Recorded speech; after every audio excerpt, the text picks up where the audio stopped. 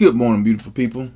All right, so I was asked to kind of give the good definition of equity based off of my last video comparing equity and equality and kind of some of the memes surrounding that and why is this important, okay? Because it seems in our day and time, definitions are changing like every day, okay? I remember when doing any research on, doing a paper or whatever in middle school and even high school, you had Merriam-Webster's dictionary. You pull it off the shelf, and this is the culmination of what would seem to be society's definitions on very important words based off of language and culture, okay? But it seems that culture now is now dictating what we ought to define things, okay? So I find some of the terms that we normally use them are not being used as they were historically, okay? So today I'm just trying to do my my college effort in giving the definition of equity as I see it, in my humble opinion, without the social justice mumbo-jumbo. I think that's what this is. Even though it's called social justice, justice does not need an adjective, okay? Justice should just be justice. It shouldn't be identified with an adjective that is misleading, okay? Because what is socially acceptable changes depending on the brain that's in the skull, okay? So want to provide this, and this is really the financial definition, and I get into the different definitions a little bit later, but here it is. Equity refers to the ownership of assets after liabilities and debts have been settled, or it can refer to stock or ownership of shares in a public company. Now, the reason why this is the first one that I present is because that's my background, is accounting, okay? And when I first was kind of, given this question of, hey, Dad, what's this thing with equity and equality, okay? First I think equity, yeah. The difference between assets and liabilities. It's what is actually owned by shareholders, or if it's a sole proprietor, okay, it's what you have committed into the business after all your debts are paid, okay? So equity, in a sense, is that it's a calculation. Is not really what is applied, and I think that's the real sticking point, and why it's different than the current definition of equity. Equity, it seems now, is something that is applied or should be applied, meaning given, okay, and not really calculated, okay. So here is essentially the back of the napkin definitions of equity, okay. You can see from the waterprint napkinfinance.com, and this is how simple it is, okay. Equity is what is owned, all right, and as long as what is owned is more than the debt that you owe, you have money. You have something that of value, okay, and something you can actually claim. Once, if you don't start a business and you go into debt to start the business, and you make money, you generate income, you generate revenue, okay. You have some expenses, you pay those out, and you can go in business for one day, and as long as you have paid all your debt, all your expenses are accounted for. Whatever is left, you want to close that business after one day. That is the equity that you have in that business. Okay, you can take that home, and that'll be it. Okay.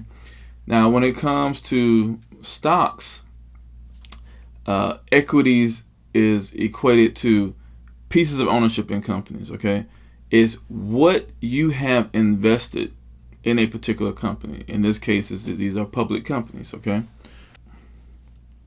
Now, stocks is something that you pay into. You pay for these stocks. You make an investment. Again, how do I know my equity, my stake in a company? Is by calculating the stocks, my ownership in that company. Again, equity is something that's calculated. It can be applied, but it is never given. You know, when we're talking about fairness, and I'll go into the definition here, but this came to mind. When we talk about fairness, the current trying to give definition of equity, because it sounds so good, is that it's not fair if pretty much everyone does not start with the same thing. Okay. Now let me ask you: is it fair if you put in, let's say you want to invest in a company, you put in your amount, say $1,000 in ownership of a company? Is it fair for another investor to come in and only invest $10, but is given the rights, the same rights, as far as when it's seen as a percentage of ownership of a company as you? No, it's not fair. Okay, but we can and go into the legalities of it. We can go into, well, how much is the individuals? How much do they actually own? What pieces? How much of the pieces of this company is owned? Okay, we can calculate that by looking at the investments of their particular stocks. Okay. When it comes to real estate, the formula is value minus amount owed. Pretty much is what did you pay for it, or what was the mortgage? What's your mortgage? Okay. And value here is really based on either when you buy the home, okay, or when you sell it. Because over time, when things get about real estate, especially land does not depreciate. So the value of your home may go up because of the other people's homes around you. Maybe there are businesses, or just the environment, the community is going up in value. Therefore, your home goes up in value, and value is kind of subjective, because it's what are individuals willing to pay for that home at a particular time. Because guess what? The value of your home may go down. You may bought your home for $1 million one day, and then come to find out there's the home next to you, is run by, crackheads or something, and therefore no one wants to live in your home because of the surroundings that you're in. Okay, so therefore the value of your home, or what people are willing to pay for it, goes down. Now, as long as that value is more than the amount owed, or your mortgage, or the principal on that home, that's your equity. That difference is the equity in the home, or the real estate. Because real estate could be commercial property. It could be land. It could be anything that is real, or is called real estate. Okay. So when it comes to businesses, this is the classic accounting formula: assets less liabilities is owner's equity. That's exactly it. It's as simple as that. All the assets you own, if you accumulate debt to gain the assets, and that's exactly what it is. Liabilities are those monies that are, if asked upon, those individuals can come after those assets, because essentially that's your collateral. But it's a matching of how did you get these assets are matched up to the liabilities. Now, as long as your assets is more than your liabilities, the owner's equity will continue to increase. So here is the Merriam-Webster's dictionary of equity, and we went over. I think we went over equality before, but here's equity. Okay, and I think we hit on it a little bit in the previous video, but we're going to go through each of these because they're all should be applied appropriately.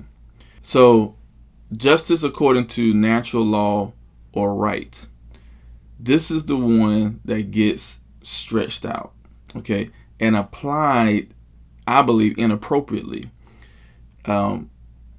When we are asked, is this right? Okay, usually what we're talking about is it fair? Is it good? Like, is the outcome good? Okay, when we make a judgment on something. But when it comes to equity, this is something that is, again, is we can calculate it. For instance, life. Okay, what is justifiable when it comes to being able to live? Okay, this is the natural law. What is something that can be applied naturally? Okay, whenever we are trying to dictate an outcome and trying to apply equity, we start stepping into really taking away rights from others, because it's not fair, in my humble opinion, to apply equity or a given, given investment to an individual when that investment was actually not given. Okay, this kind of leads into 2-alpha, the money value of a property or an interest in a property in excess of the claims or liens against it. And we hit on this before. This goes into like real estate and also an ownership of a business. Okay, now 3-alpha is probably my favorite, and is a little bit more detailed, but this is the more legal definition. A system of law originating in the English Chancery and comprising a settled and formal body of legal and procedural rules and doctrines that supplement, aid, or override common and statute law and are designed to protect rights and enforce duties fixed by substantive law. All that is saying is that you can't screw people over. Okay? That's all that's saying. This is different from common law, because again it says right, overrides common or statute law. It kind of ties into stock or real estate. It's a showing that legally, if I invest money, and I make an investment, and we have official papers, we have official documents showing that I invested said monies into a business, or into the stock, then I should get back either what I was, depending on the contract. Okay, and that's why it goes into what type of legal or the procedural rules and doctrines, because if there was a contract stating that, hey, after so much time, I shall receive not only my investment but some form of interest. Okay, then I should get that.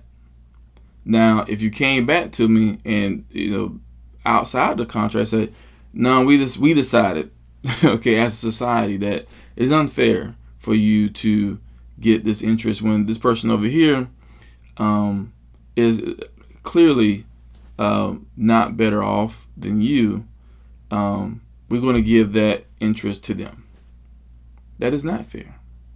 Okay, that is not equity. Okay, so equity is good. Equity is good when it's applied appropriately. Equity is good because we're talking about fairness, and we're talking about true justice, not the social justice. Okay, again, justice does not need an adjective. Okay? Justice should be applied and appropriately, because this is right. So again, to go back onto it, I was asked to, like, hey, can you provide, like, what's good about equity? Okay, and this is what's good about it. Let's go back a couple of slides here. When we apply definitions that these are historical, and again, this is the accounting or the financial kind of definition. This is simple. I think that usually the simplest definition, the easiest one to explain, tends to be the right one, or at least it tends to be easily acceptable. Okay, and this has been, provided since equity has come into the English vernacular back in the 1300s. Okay, so according to Merriam-Webster, all right. But these things are self-evident, okay, based off of the historical definitions. So I'll leave it at that. If you have any other questions on it, again, equity is good when applied appropriately. And applied, again, it's an application. It's a calculation of what you have in a given state. Okay, it's rarely, if ever, applied or given preemptively. You can make estimates of what your equity will be, but usually is not applied or is not calculated until after the fact. Okay, now there could be a contractual arrangement in that, based off of an equity that is given, something will happen. Okay, this is true. All right, but it is not a good thing when equity is kind of just given as a, as across the board. It's going to be sameness. Sameness is not the same thing as fairness. Okay, so any questions on that, leave it in the comments. Hope this helps. Okay, it definitely does. It's not going to really, my one little video, and definitely it's not going to change society, okay, and how the road we're going down, but it will, I hope, help in the conversation, and maybe at least be more skeptical when it comes to how these different definitions are being applied. And I hope this helps. Peace.